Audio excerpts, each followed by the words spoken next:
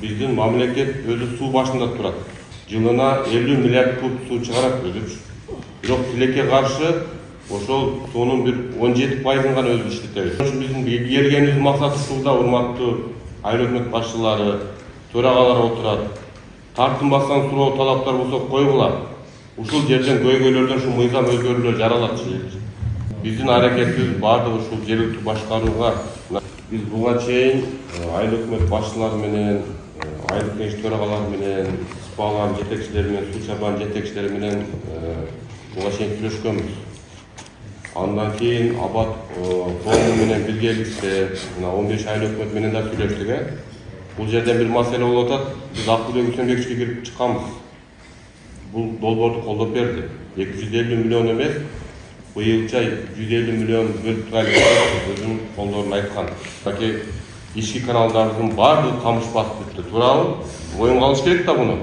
Кандай жол менен чечишибиз керек буну? Биз суу ресурстар департамент башчысы Алмаз Темирбекович менен Камил ага кошулуп Акылбек Үсөнбековичке кирдик. Биз ушул жол менен кетсек, 10 жылда айылдардын баары камыш басып бүттү. Туура айтып атамбы? Камыш басып бүттү. Ошон үчүн кандай жолдору бар? Жолдору ушул дотацияда турган айыл өкмөттөр өздөрү тандасын деп атабыз. Тандасын деп атабыз. Кааласа суу чарба департаментине берсин ички каналдарды. Эгер ауызбу кылам десе, ауызбуга берсин. Эгер айыл өкмөт башчы кылам десе, муниципал каналдар өткүзүп берсин деп атабыз. Бирок иш жүрсүн деп атабыз, туурабы? Камыш боюнча калып калбасын. Биз жакшы билебиз. Биздин мамлекет өзү суу башында турат. Жылына 50 миллиард куб суу чыгарат өзү. Бирок тилекке каршы ошол суунун бир 17%-ын гана өзү иштетебиз.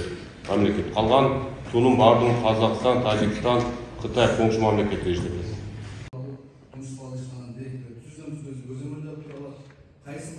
Муну кайрайын 20 жылдык болуп кеткен ишти 1 жылда кылышы кыйын экен.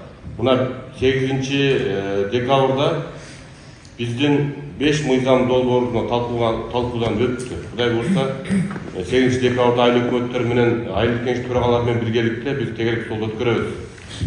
5 мыйзам долбоору ушул баардыгы ушул жергиликтүү башкарууга тийиштүү баардыгы. Өзүңөр кыйынчылыктар көрүп атасың, мынакей айыл өкмөт ротация боюнча туурабы? Өзүнүн жашаган жеринде айыл өкмөт боло албайт деген норма киргизип койгон. Аны алып салуу боюнча айыл кеңеш төрагаларынын айлык маянасын атер бүткөндөн 70% айлык маяна алат, 30% албай калат. Алардын дагы айлык маянасын төлөп берүү боюнча жана сатыктан түшкөн салыктарды жергиликтүү бийликке кайра 50%-ын кайтарып берүү боюнча мына кечээ Акылбек Үсөнбекович менен жолуктук кечээ. Чыңгыз Айтматов каналынын долбоорун колдоп берди. Баштайбыз деп Кудай буюрса. Долбоорун акча бөлүп, андан сырткары бир топ долбоорлор менен талкуу кылдык. Кудай буюрса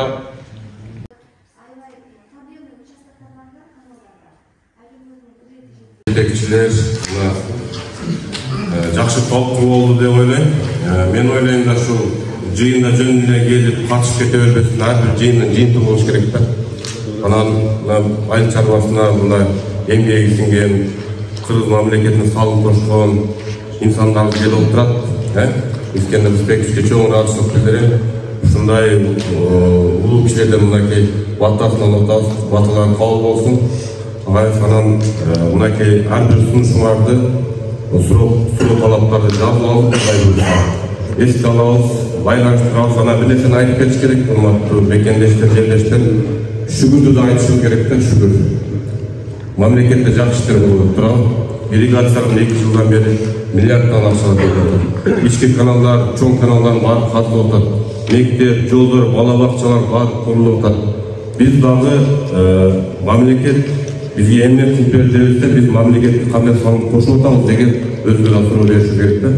Ошон үчүн баарыңыздарга ийгилик каалайм, катышып келгендерге, бизди чакыргандарга чоң рахмат, Камилга чоң рахмат. Абат фондуна да башка уюштуруучуларга, Келбетовго, kızmatkерлere çoğun ийгиликтерди каалайбыз. Ушундай иш-чаралар көп болсун. Кыргыз мамлекети 10 өнүккөн мамлекеттер катарына кошулсун. Рахмат.